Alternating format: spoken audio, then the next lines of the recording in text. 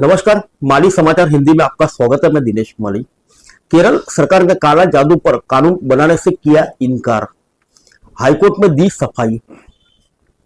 आइए जानते हैं विस्तार से। केरल की वामपंथी सरकार ने सोमवार को केरल हाईकोर्ट को सूचित किया कि वह अब राज्य में काला जादू, तंत्र मंत्र और अमानवीय रीतियों पर रोक लगाने वाला कानून नहीं लाएगी।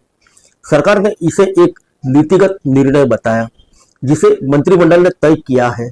राज्य सरकार ने हाईकोर्ट के मुख्य न्यायाधीश नितिन जामदार की अध्यक्षता वाली पीठ को दिए हलफनामे में कहा कि उसने पहले एक ड्राफ्ट बिल तैयार किया था जिसका नाम था केरल अमानवीय कुप्रथाओं, जादू टोना और काला जादू निवारण एवं उन्मूलन विधेयक 2022।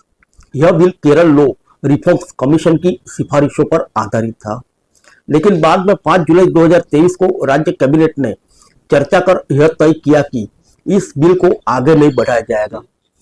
सरकार ने यह भी कहा कि अदालत किसी भी विधायकी को कानून बनाने के लिए बाध्य नहीं कर सकती, यानी कोर्ट यह आदेश नहीं दे सकती कि कोई खास विषय पर कानून बनाया जाए। आइए जानते हैं इस बारे में केरल हाईकोर्ट ने क्या कहा। हाईकोर्ट ने सरकार से सवाल किया कि अगर अब कानून नहीं बना तो फिर राज्य काला जादू और तांत्रिक गतिविधियों को रोकने के लिए सरकार क्या कदम उठा रही है। कोर्ट ने कहा कि केटी थॉमस कमीशन की रिपोर्ट में ऐसे अमानवीय अंधविश्वासों के खिलाफ कानून बनाने की सिफारिश की गई, लेकिन उस पर सरकार ने कोई ठोस कार्रवाई नहीं की। अब कोर्ट ने सरकार को 3 हफ्ते में एक विस्तृत हलफनामा दाखिल करने को कहा जिसमें बताया जाए कि बिना कानून बनाए कैसे इन कुप्रथाओं पर रोक लगेगी। आइए जानते हैं अदालत में क्यों आया यह मामला। यह मामला केरल युक्तिवाद संगम की तरफ से दायर एक जनहित याचिका के जरिए आया।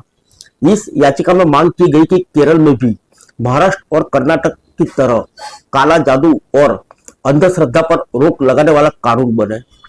2019 में न्यायमूर्ति सेवानिवृत्त केटी थॉमस की अध्यक्षता वाले कानून सुधार आयोग ने भी इसके लिए एक मसौदा बिल तैयार किया था, लेकिन सरकार ने अब तक उन पर कोई कार्रवाई नहीं की थी।